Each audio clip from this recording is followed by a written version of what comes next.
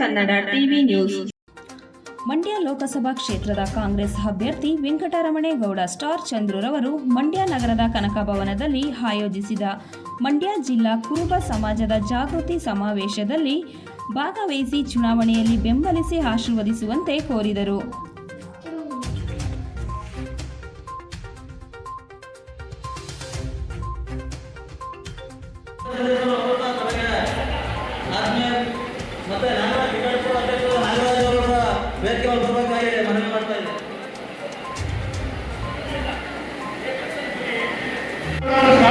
ಬೆಂಬಲಿಸಿ ನಮ್ಮ ಸಮಾಜದ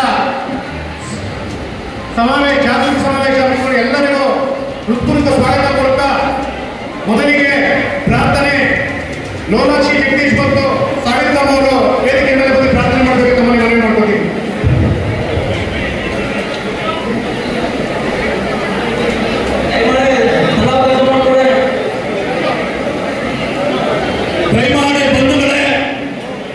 ಹೊರಗಡೆ ಇರ್ತಕ್ಕಂಥ ಎಲ್ಲರೂ ಕೂಡ ಒಳಗಡೆ ಬಂದು ಚೇರ್ನ ಕೂತ್ಕೊಬೇಕು.